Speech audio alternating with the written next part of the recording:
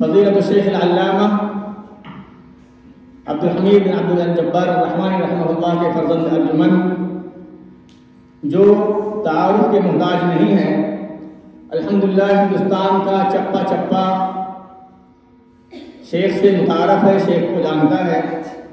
شیخ کے مرکز کو جانتا ہے، اور ہندوستان ہی نہیں بلکہ پوری دنیا میں شیخ علمی طور پر اپنے علمی قوت کی بنیاد پر جانے اور پہچانے جاتے ہیں۔ ابوالکلام آزاد اسلامی کنونشن سینٹر الحمدللہ اپنی منہجیت، اپنی جماعتی غیرت کی وجہ سے پورے ہندوستان میں متعارف ہے، اور وہاں کے فارغین نے ہندوستان کے اندر ایک انقلاب برپا کیا ہے جو آج پورے ہندوستان میں ہماری جماعت کے افراد محسوس کر رہے ہیں۔ آج ہمارے لیے انتہائی خوشی اور سعادت کی بات ہے، ہمارے علاقے میں پہلی بار ہمارے بڑے بھائی، ہمارے دوست، تقریباً 20 سال سے ہمارا شیخ محمد رحمانی حفظہ اللہ، ہمارے فاضل دوست ڈاکٹر ارقم رئیس الدین سنابلی مدنی حفظہ اللہ جامعہ اسلامیہ سنابل کے پرنسپل، اسی طرح سے ہمارے دوست ڈاکٹر حسن یرو عینوی الکالولی جو کہ کینیا سے تعلق رکھتے ہیں۔ آپ نے مدینہ یونیورسٹی سے کلیت الحدیث سے پی ایچ ڈی کی ڈگری حاصل کی ہے۔ آپ بھی ہمارے تقریباً 17 سال سے ہمارے تعلقات رہے ہیں۔ الحمدللہ یہ ہم سب کے لیے انتہائی خوشی اور سعادت کی بات ہے کہ آج ہم اپنے علاقے میں پہلی بار ان شخصیات کا استقبال کر رہے ہیں۔ آج اس مناسبت سے ہمارے شیخ محمد رحمانی حفظہ اللہ جو انتہائی مشغول آدمی ہیں، انتہائی مشغول، تقریباً ہر مہینے ہندوستان کے مختلف خطوں کا انہیں سفر کرنا پڑتا ہے، ہر ہفتے ضروری طور پر کہیں نہ کہیں سے کا لمبا سفر کرنا پڑتا ہے، بلکہ ابھی صرف 3-4 دن پہلے تقریباً 8-10 دن کا دورہ اپنے اس پورے علاقے کا رہا ہے۔ تقریباً انہیں کبھی بھی وقت نہیں مل پاتا، لیکن الحمدللہ ان ساری مشغولیات کے باوجود انہوں نے مرکز کی زیارت کی رغبت ظاہر کی۔ ہمارے دوست ڈاکٹر ارقم رئیس صاحب نے مرکز کی زیارت کی رغبت ظاہر کی، اور الحمدللہ ہمارے دعوت پر لبیک کہتے ہوئے یہاں پر تشریف لائے۔ میں ان سب کا اعماق قلب سے، دل کی گہرائیوں سے شکریہ ادا کرتا ہوں، ان کے لیے دعا گو ہوں کہ اللہ تبارک و تعالیٰ ان کے اس سفر کو بابرکت بنائے، ان کے صحت میں برکت عطا فرمائے، ان کے علم و عمل میں برکت عطا فرمائے، اور ان کو ہماری قوم کے لیے، امت کے لیے مفید بنائے، اور ان کی زندگی کو ہمارے لیے تعدیر باقی رکھے تاکہ قوم اور ملت کے افراد ان سے مستفید ہو سکیں۔ اب میں بغیر کسی تاخیر کے اپنے مہمان محترم فضیلۃ الشیخ جناب مولانا محمد رحمانی بن عبدالجبار بن عبدالحمید الرحمانی حفظہ اللہ کو دعوت دیتا ہوں کہ وہ ہمارے سامنے اپنی قیمتی کلمات پیش فرمائیں، جو ہمارے لیے، ہمارے طلباء کے لیے، ہمارے طالبات کے لیے، ہمارے معلمات کے لیے، اور ہمارے علاقے سے آئے ہوئے لوگوں کے لیے نبراس اور جو ہے شاہراہ، روشن شاہراہ ثابت ہو سکے، جس کی روشنی میں ہم اپنی زندگی کو بہتر بنا سکیں، اپنی تعلیمی زندگی کو بہتر سے بہتر بنا سکیں، اور جو ہمارے لیے نور ثابت ہو سکے۔ جزاکم اللہ خیر، فلیتفضل مشکور۔ السلام علیکم ورحمۃ اللہ وبرکاتہ۔ بسم اللہ الرحمن الرحیم، الحمد للہ رب العالمین، والصلاة والسلام علی رسولہ الکریم محمد وعلی آلہ واصحابہ اجمعین، اما بعد، اعوذ باللہ من الشیطان الرجیم، بسم اللہ الرحمن الرحیم، ومن یتق اللہ یجعل له مخرجا ویرزقہ من حیث لا یحتسب۔ مہمانان گرامی قدر، عزیز بچوں اور ہماری بیٹیوں، برادر گرامی عبدالرحمن عبدالسلام سنابلی مدنی، جنہوں نے جامعہ اسلامیہ مدینہ منورہ سے ڈاکٹریٹ کیا ہے اور جامعہ اسلامیہ سنابل نئی دہلی سے فضیلت کی ڈگری حاصل کی ہے، ان کے اس ادارے کے بارے میں ان کی زبان سے کئی بار ذکر خیر سنا تھا، اور جیسا کہ انہوں نے بتایا کہ علم شریعت کی اہمیت کے مد نظر ایک طالب علم بلکہ طالب العلم کی شکل میں ہم لوگ یہاں پر حاضر ہوئے، اور اس بات کی کوشش کی گئی کہ یہاں کے علماء سے استفادہ کیا جائے، سند اجازہ لی جائے۔ یہ ہمارا سفر اور اسی طریقے سے آپ کے سامنے جو تلاوت کی گئی ہے آیت کریمہ، اس کی روشنی میں چند باتیں میں آپ کے سامنے رکھوں گا۔ کوئی بھی ادارہ دنیا کے کسی بھی خطے میں قائم کیا جائے، اس کے لیے چند ایسی چیزیں ہیں جو انسان کو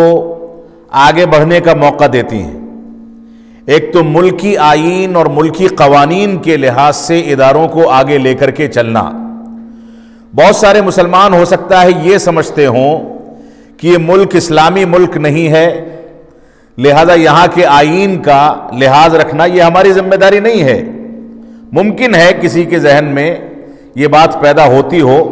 جبکہ حقیقت یہ ہے کہ ہماری شریعت، ہمارا تقوی، ہمارے اصول و ضوابط اور خود ہمارا اسلام ہم کو اس بات پر ابھارتا ہے کہ ہم جہاں رہیں وہاں کی آب و ہوا کو سمجھیں، وہاں کے قوانین کو سمجھیں اور اس کا احترام کر کے چلیں، کیونکہ مسلمان جن سے جو ایگریمنٹ کر لے، جن بنیادوں پر زندگی گزارے، سچا مسلمان وہی ہے کہ ان بنیادوں کو نبھا کر کے چلے اور ان قوانین کا احترام کرے۔ تو یہ اداروں کا قیام جو ہے بنیادی طور سے ایک ترتیب، ایک تنسیق اور ایک پلاننگ چاہتا ہے، اور اس پلاننگ میں اگر ہم اس بات کا اضافہ کر دیں کہ اگر دینی مقاصد کے لیے کوئی ادارہ قائم کیا گیا ہے، اس کے مقاصد پاکیزہ اور مبارک ہیں، تو ایسی صورت میں عام اداروں کے بالمقابل ہماری ذمہ داریاں زیادہ بڑھ جاتی ہیں۔ ایک عام ادارہ کوئی اسکول قائم کیا جائے، وہ قوانین کی پاسداری کر کے ماحول اور ملکی اور علاقائی احوال کا خیال کرتے ہوئے اس ہندوستان میں یا دنیا کے کسی بھی خطے میں چلایا جا سکتا ہے، اس کو لے کر کے چلا جا سکتا ہے۔ لیکن اگر دینی امور کا کوئی ادارہ ہے، تعلیمی ادارہ ہے، تو اس میں ایک بنیادی چیز کا اضافہ ہوتا ہے۔ وہ بنیادی چیز کیا ہے؟ وہ بنیادی طور سے تقوی ہے، جس کے بارے میں میں نے آیت کریمہ کی تلاوت کی۔ اللہ رب العالمین کا فرمان ہے وَمَن يَتَّقِ اللَّهَ يَجْعَلْ لَهُ مَخْرَجًا وَيَرْزُقْهُ مِنْ حَيْثُ لَا يَحْتَسِبُ، جو شخص اللہ رب العالمین سے ڈرتا ہے،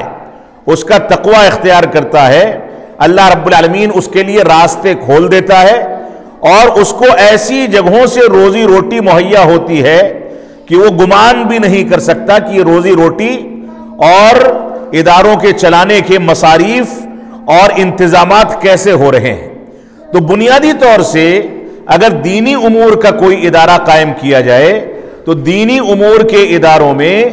ایک بہت بنیادی ذمہ داری تقوی اور اخلاص کا خیال کرنے کی ہے۔ یہ پیغام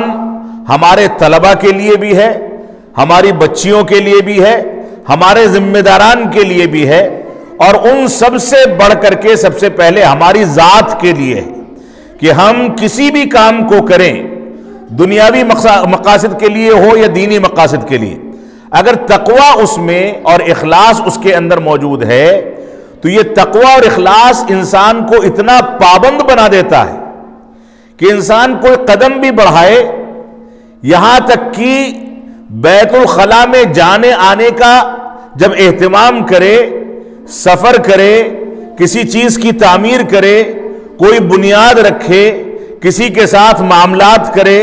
کسی کے ساتھ لین دین کرے، تو اس تقوی اور اخلاص کا تقاضا ہے کہ اس کے اندر بھی خوبصورتی پیدا کرے، شفافیت پیدا کرے، اس کے اندر بھی مکمل طریقے سے محنت و جستجو کرے۔ تقوی اسی کا نام ہے کہ انسان چلتے پھرتے ہر قسم کی برائی سے اپنے آپ کو بچائے۔ اور اسلام جو عالمگیر مذہب ہے، یہ اتنی باریک تعلیمات اپنے ماننے والوں کو دیتا ہے کہ بیت الخلاء میں بیٹھنے کے آداب کیا ہیں، داخل ہونے کے آداب کیا ہیں، نکلنے کے آداب کیا ہیں، سفر کے آداب کیا ہیں، کھانے پینے کے آداب کیا ہیں، سونے جاگنے کے آداب کیا ہیں، یہ سارے کے سارے آداب اور احکام جو ہیں یہ حقیقت میں اسی اخلاص کو اختیار کرنے اور تقوی کو اختیار کرنے کا ذریعہ ہے۔ انسان جس حد تک اسلامی تعلیمات کی پیروکاری کرے گا اس حد تک دوسروں کے بالمقابل ممتاز ہوتا چلا جائے گا۔ پھر یہ ادارے، جن اداروں کو ایسے فضلاء اور ایسے علماء اور ایسے ماہرین قائم کرتے ہیں جو عقیدے توحید کو بھی سمجھتے ہیں، اتباع رسول یا توحید اتباع کو بھی سمجھتے ہیں، صحابہ کرام کے مقام اور عظمت کو بھی سمجھتے ہیں، تو ایسی صورت میں ایسے اداروں کی برکت مزید بڑھ جاتی ہے، کیونکہ ان کا قیام توحید، اتباع رسول اور صحابہ کرام کے منہج کے احترام کی بنیاد پر کیا گیا۔ ایسی صورت میں ہر وہ شخص جو ان اداروں کے اڑوس پڑوس میں رہتا ہے، آس پاس میں رہتا ہے، یہاں آتا جاتا ہے، اگر وہ مسلمان ہے تو اس کی ذمہ داری یہ ہے کہ ایسے اداروں کے لیے اپنی زندگی کی محنت و جستجو، مال و دولت اور اپنی زندگی کا کچھ حصہ ایسے اداروں کے لیے وقف کر دے۔ کیوں وقف کر دے؟ کیونکہ ان اداروں کی خدمت کرنے کے نتیجے میں انسان کو اپنی پیدائش کے بنیادی مقاصد کی تکمیل اور اس پر زندگی کو ڈھالنے کے لیے تعاون ملے گا۔ لہذا یہ ادارے جو توحید و سنت کے مراکز ہیں، جہاں چھوٹے چھوٹے نونہال آ کر کے قرآن مجید کی تلاوت کرتے ہیں، قرآن مجید کو یاد کرتے ہیں، چھوٹی چھوٹی بچیاں آ کر کے قرآن و سنت کی تعلیم حاصل کرتی ہیں اور یہ فن سیکھتی ہیں کہ قال اللہ اور قال رسول کی صداؤں کے تقاضے کیا ہیں، یہ بچیاں ان بچیوں کے بالمقابل جو عام طریقے کی زندگی گزاریں، شادی بیاہ کر کے گھر سے رخصت کر دیا جائے، ان کے بالمقابل ان بچیوں کا مقام، ان کی عظمت اور ان کی اہمیت اور ان کی ذمہ داریاں بہت زیادہ پاکیزہ ہیں۔ یہ بچیاں قرآن و سنت کی تعلیم جب یہاں حاصل کریں گی، یہاں بیٹھ کر کے قرآن و سنت کو سیکھیں گی، یہاں کے علماء اور عالمات ان کے سامنے قال اللہ اور قال الرسول کے بارے میں کچھ بتائیں گے، صحابہ کرام کے مقام کے بارے میں بتائیں گے، تو یہ عام طریقے کی بچیوں کی طریقے سے جو بیاہ کر کے کسی خاندان کی زینت بن جاتی ہے، یہ محض زینت نہیں بنیں گی بلکہ اس خاندان کی معمار بنیں گی، اس خاندان کو مردہ شکل سے نکال کر کے زندگی بخشنے والی بچیاں بنیں گی۔ یہ بچیاں جب یہاں سے جائیں گی تو صرف محض بھابھی اور بہن اور بیوی اور ماں نہیں بنیں گی، بلکہ مستقبل کے نئی نسل کی معمار بن کے ایک بہتر ماں کا، ایک بہتر بھابھی کا، ایک بہتر بیوی کا، ایک بہتر بہن کا، ایک بہتر خاتون کا کردار ادا کریں گی۔ اور یہ خاتون اگر اپنی ذمہ داریوں کو محسوس کر لے تو انہی خواتین کے بارے میں رسول اکرم صلی اللہ علیہ وسلم نے فرمایا تھا، الدنیا متاع وخیر متاع الدنیا المرأة الصالحہ، یہ دنیا جو ہے قیمتی سرمایہ ہے اور اس دنیا کا قیمتی ترین سرمایہ یہ جو ہے وہ نیک خواتین ہیں۔ تو مجھ کو قوی امید ہے کہ یہ ادارے توحید و اتباع کی بنیاد پر قائم کیے گئے ہیں اور اس بنیاد پر قائم کیے جانے والے اداروں کے متعلقین، آس پاس رہنے والے مسلمان، اس سے رابطہ رکھنے اور رشتہ رکھنے والے مسلمانوں کی ایک واجبی ذمہ داری یہ ہے کہ دن بھر میں اگر 1000 روپے کماتے ہیں تو اس میں سے 1 روپیہ 2 روپیہ تھوڑا بہت مال ان اداروں کے لیے خاص کریں، اداروں میں آ کر کے وقت لگائیں، اپنے بچوں میں سے ایک بچے کو تعلیم کے حصول کے لیے ان اداروں کے لیے وقف کر دیں تاکہ وہ بچہ آگے چل کر کے اس قابل بن سکے کہ خاندان میں جنازہ پڑھانا ہے تو جنازے کے احکامات سے واقف ہو، خاندان میں کسی کا نکاح ہے تو نکاح پڑھانے سے واقف ہو، اس کے تقاضوں سے واقف ہو، خاندان کو کیسے پالنا پوسنا ہے، اس کی شرعی ذمہ داریاں کیا ہیں، اس کے بارے میں رہنمائی کر سکے۔ اور یہ ادارے چاہے چھوٹے ہوں یا بڑے ہوں، حقیقت یہ ہے کہ یہ ادارے دین کے لیے ریڑھ کی ہڈی کی حیثیت رکھتے ہیں۔ ان اداروں کو آپ تقویت پہنچائیں گے، مضبوط کریں گے، ان سے اپنی صلاحیتوں کی بنیاد پر جڑیں گے اور ان کو فائدہ پہنچائیں گے تو یہ چیز آپ کو دنیا میں کوئی فائدہ دے نہ دے لیکن آپ کے لیے صدقہ جاریہ بنے گی۔ تو جو افراد باہر سے آئے ہیں ان سے میں اپیل کروں گا کہ ان اداروں کو تقویت پہنچائیں، مضبوط کریں۔ اداروں کے ذمہ داران ساری کوششوں کے باوجود بہت سارے معاملات میں مجبور ہوتے ہیں، वसाइल की कमियां हैं, इम्कानात की कमियां हैं। ये वसाइल और इम्कानात जब हम आपस में एक दूसरे का ताआवुन करेंगे तो बढ़ जाएंगे। अल्लाह रब्बुल आलमीन का हुक्म है व ताआवनु अलल बिर्रि व तक़वा। अल्लाह रब्बुल आलमीन के तक़वा और नेकी की बुनियाद पर एक दूसरे का ताआवुन करो, एक दूसरे के हाथ में हाथ मिला करके चलो। मस्जिदों को आबाद करने के लिए अगर कोई शख्स ये कहे कि हमारे उलमा जब तक नहीं आएंगे, हम गांव वाले आकर के नमाज नहीं पढ़ेंगे, तो ये हमाकत की बात है। हमारी जिम्मेदारी यह है कि अल्लाह रब्बुल आलमीन ने हमको जिस मकसद से इस दुनिया में पैदा किया है, उस मकसद की तकमील के लिए इन इस्लामी इदारों, मदारिस इस्लामिया, इन मस्जिदों और इन दीनी गहवारों को आबाद करें और इनको बाबरकत बनाने के लिए अपने माल से और अपनी सलाहियतों के साथ इनसे जुड़ जाएं। यही इस दर्स का पैगाम है। अल्लाह रब्बुल आलमीन हमको इन चीज़ों पर तवज्जो देने की तौफीक अता फरमाए। यहाँ दो तरह के तलबा और तालिबात हैं। एक वो तलबा हैं जो कुरान मजीद को याद करने और कुरान मजीद को पढ़ने के लिए जमा हुए, और ये बात हकीकत है कि रसूल अकरम सल्लल्लाहु अलैहि वसल्लम का फरमान है खैरुकुम मन तअल्लमल कुरआन व अल्लमह। तुम में सबसे बेहतर वो है जो कुरान मजीद को सीखता है और सिखाता है। और खवातीन यहां दीन सीखने के लिए आई हैं। ये खवातीन खैरु मताइद दुनिया हैं, दुनिया का कीमती सरमाया है। अगर ये दीन को समझ जाएंगी, दीन को सीख लेंगी, तो ये खानदानों को जोड़ने वाली बनेंगी। ऐसा नहीं होगा कि जहां ब्याह कर जाएं वहां सास बहू के झगड़े शुरू हों, बल्कि खानदानों को जन्नत निशान बनाएंगी। उसमें दीन की तालीमात को तरवीज देंगी, परवान चढ़ाएंगी। तो ये दोनों के दोनों संगम अगर इस छोटे से इदारे से जो अभी अपने इब्तिदाई मराहिल में है, पनप रहा है, तरक्की कर रहा है, अगर ये दोनों के दोनों सरमाए इस छोटी सी सरजमीन और छोटे से गांव से आगे बढ़ते हैं, तो अल्लाह की जात से उम्मीद है कि आज ये गांव फायदा उठाएगा, कल बाहर के लोग फायदा उठाएंगे, आने वाले दिनों में पूरा उत्तर प्रदेश और उसके बाद पूरा मुल्क और उसके बाद मुल्क के बाहर के लोग इससे फायदा उठाएंगे। ये अल्लाह रब्बुल आलमीन की बहुत बड़ी नेमत है। मैं शुक्रगुजार हूं अपने बिरादर गिरामी डॉक्टर अब्दुर्रहमान अब्दुस्सलाम सनाबिली मदनी का कि उन्होंने ये मौका दिया, और इसी तरीके से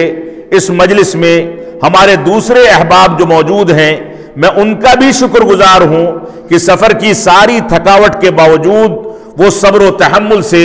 इस सफर में मुकम्मल इस्तेहकाम के साथ आगे चल रहे हैं। चाहे हमारे डॉक्टर हसन कालोली हफिज़हुल्लाह हो जो कीनिया से तशरीफ लाए हैं, चाहे हमारे जामिया इस्लामिया सनाबिल के अमीद मुहतरम बिरादर गिरामी डॉक्टर अरकम रईस सनाबिली मदनी हफिज़हुल्लाह हो, या दूसरे रुफ़क़ाए कार हों, ये सारे के सारे लोग अल्लाह रब्बुल आलमीन की ज़ात से उम्मीद है कि इसी इखलास, इसी तक़वा और इसी मिशन में लगे हुए हैं। कहीं कोई कोताही होती है, कोई कमी होती है, तो अल्लाह रब्बुल आलमीन तंबीह करने वाला और माफ़ करने वाला है। हमारी जिम्मेदारी है कि हम इन चीज़ों पर तवज्जो दें। व सल्लल्लाहु अला नबीना मुहम्मद व अला आलिहि व सहबिहि वसल्लम। वस्सलामु अलैकुम व रहमतुल्लाहि व बरकातुहू। मैं शुक्रगुजार हूँ मेहमान मोहतरम जनाब मौलाना मोहम्मद रहमान का कि आपने अपनी सारी मसरूफियात के बावजूद हमारी दावत पर लब्बैक कहते हुए इस गुंजान और इस सहराई इलाके में तशरीफ़ लाए और हमारी हिम्मत अफजाई फरमाई, हमारे तलबा की हिम्मत अफजाई फरमाई,